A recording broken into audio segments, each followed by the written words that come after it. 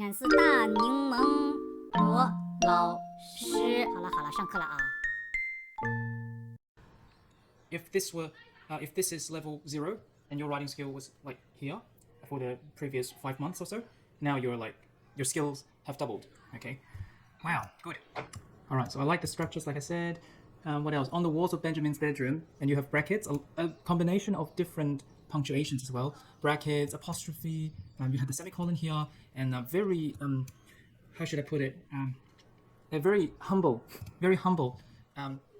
understated full stop instead of an exclamation mark, because people tend to overuse exclamation marks, especially kids, younger kids. They will keep yelling and capitalize every letter, and that would make the piece of writing very childish, right? Like, on what? As if every character was angry about something, and you wouldn't get a very high, you wouldn't get a high mark with that. All right. What else do we have here? What makes it more interesting? A lot of structures, a lot of good structures. What makes it more interesting is that there was a sign on the shed. Okay, so zooming in. So this is a zoom in. So we first brought up the shed, the rusted shed, and now we're zooming in onto the sign on the shed, on the door of the shed. Secondly, Benjamin, probably a comma. Make it better. Yep. But that's not compulsory. It's optional. It's only stylistic. Benjamin snuck out into the damp night. Damp night. Beautiful. Beautiful. He was alone. All right. Here, we might call it an error. We might call it a comma splice. Okay, splice means error. It's a mistake. It's a rule breaker. Yeah, it should be changed to.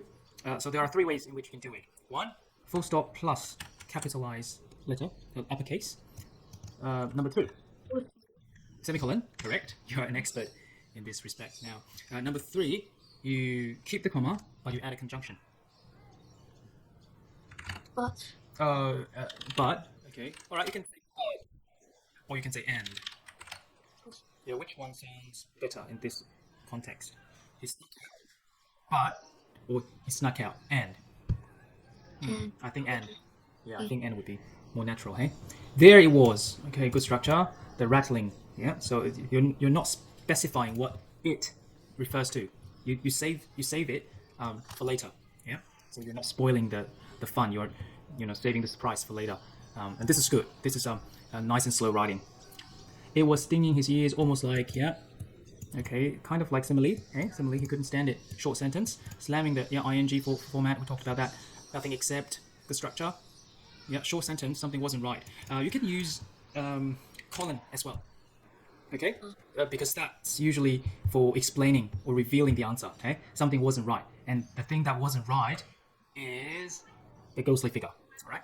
So, well, it's a choice thing. So you can do the semicolon, or you can go for the colon. Before he could react, the old shed was gone. All right. Now let's move on to the. Oh, this is a long paragraph, isn't it? All right. Well, if I asked you to break the paragraph into halves, where would you put the breaking point?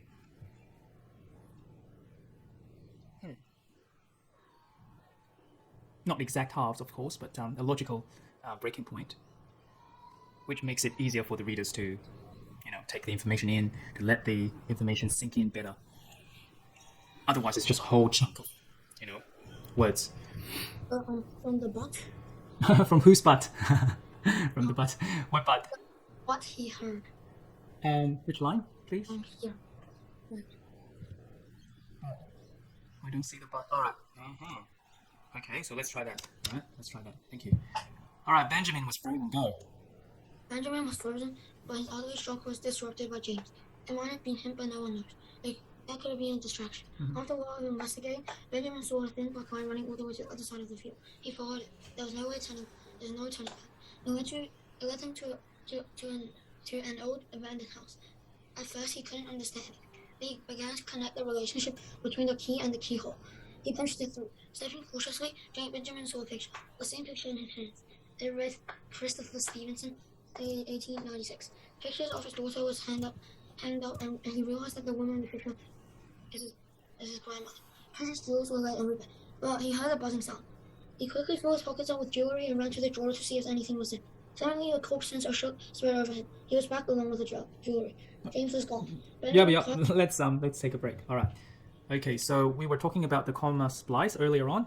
which is also known as the run-on sentences. We have a couple of those in this long paragraph as well. Can you spot where they are? This one? Are you okay? Oh, this is yep. So not the first line though. Hey, it's the second half. Yep. So which comma is the naughty one? Can you circle 2 commas in this paragraph that shouldn't have been a comma? At first. At first, comma. So you think this is a wrong comma? Yeah. Why? Um, All right, this is the good one. All right, this is the good kid. You're blaming him wrong.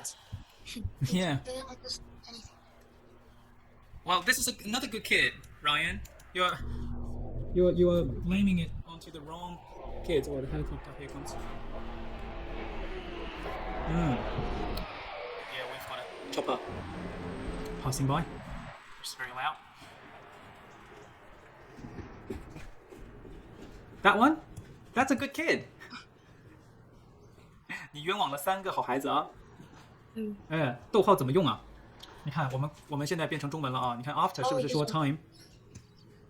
那个是坏孩子，对的。So that's a misuse of a comma. 好 but let's not rush it forward. So taking a look at the 3 good kids that you thought were bad kids. The first comma is used to introduce the time phrase. Yep, time phrase. At first, it's the same, hey? It introduces the time phrase that precedes it. At first, pause. All right. The third one is like before a conjunction. Correct. All right, you can be the teacher now. Yep. So it has a conjunction, one from the femboys group. Yeah. The most common ones being and, so, but. All right, and you have but here. So comma but is very common. Whereas this one is completely wrong. Benjamin saw a picture. We've got a subject. We've got a main verb. And now we have the same picture being the second subject. Oh no. Come, hang on. You don't have the main verb, see? This is a good kid that even I thought was a bad kid. Sorry. Yeah, never mind. All right, we'll leave you alone. All right, I'll just erase that blue box around it. Yeah, so we haven't found either of the 2 misused commas yet. Where are they? Oh. Well, are there any at all? I think there's one. Okay, there's one for sure. And there's only one. I think what happened was I thought this one was the bad kid myself, all right? Okay, so there's only one comma that's been misused in this paragraph. Let me scroll down and see if there is one more. Yep. So I mean, the original long paragraph, you have 2, but once we have separated them, yep, there's 1 in each, all right? So 1 comma splice in each.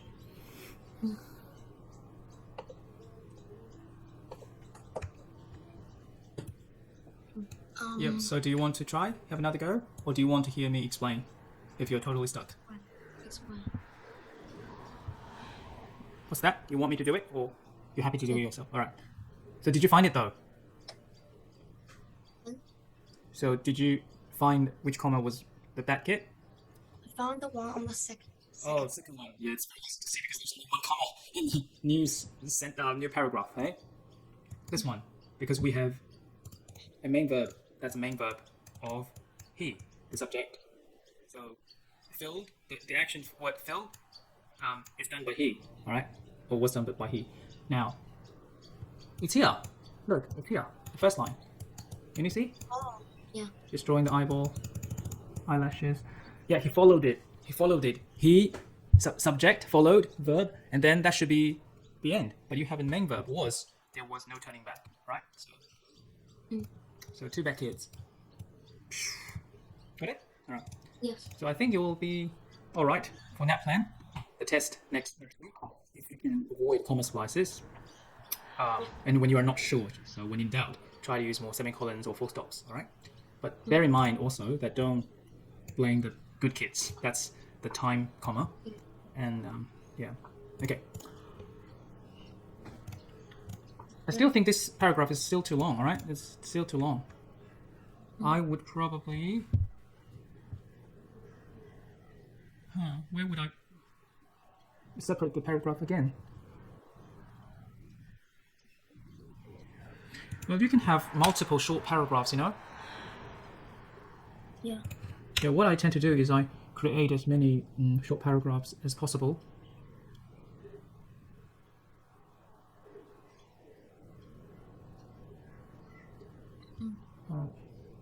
Okay, like that. Yeah, it's more like kids writing. Otherwise, it's well nowadays even adults writing it are so dense. Okay. Yeah, I like utterly shock. Is it utterly? Or utter shock? Hang on, let me just do a quick check. Hey, I'm not too sure about this one. So utterly is an adverb with a lead. Now utter is actually a verb because we utter. Oh no, that's okay, to say something is to utter, but yeah, we can use it as an adjective. Utter nonsense. All right, so it should be utter shock. His utter shock. His immense shock was disrupted by James. No one knows. All right, this is what tense is it in? No one knew. All right, no one knew. Past tense. Keep it constant. I think you've done a very good job, decently good job, maintaining the tense. So keeping everything in past tense, which has been an improvement, okay, compared to your previous works. All right, because you remember you used to jump between the two tenses: present, past, present, past. Oh, here it comes. The annoying time limit. All right, according to the new policy, we will be kicked out after the 40 minutes. After 40 minutes have elapsed. All right, let's hurry up. We have 9 minutes before the end. So after a while of investigation, saw a thin black line running all the way. A lot of adjectives good. Other side of the field, he followed it. There was no turning back. So full stop. I think a full stop is better here. Right, there was no turning back. Or you can actually, you know what? You can actually make it stand out like that. Oh, this is what would I call a stylistic choice? Okay, a style. And having a standalone sentence as a paragraph attracts all the attention you can get from your readers, and they will slow down and truly appreciate the weight of that sentence, trying to comprehend the meaning. What does it mean that there was no turning back? Oh, this is getting serious. All right, and you feel that compared to this or that. Come, have a look. Look up. Compared to this or that and that. Right? Yeah. So it makes all the difference. A tiny adjustment. That's simply, pressing down the enter button, separating the paragraphs makes all the difference. All right, and sometimes we'll do this even, making the gap wider. All right, but we don't need to do that. Missing an article here. Yeah, the article, indefinite article N, in an old abandoned house. At first he couldn't understand anything, but he began to connect the relationship, or you can say connect the dots, all right? Yeah, connect the dots between the key and the keyhole. You punch it through. Punch it through using the fist or his fists. Yeah. Oh, punch it through. Okay. Next paragraph. Yeah, you can do that. So, yeah, I like to keep sentences concise and paragraphs shorter. Like, if you were the readers of your own writing or someone else's writing, would you prefer longer paragraphs or shorter ones? What? Exactly. Yeah, so you should be doing it more. Yeah, all right.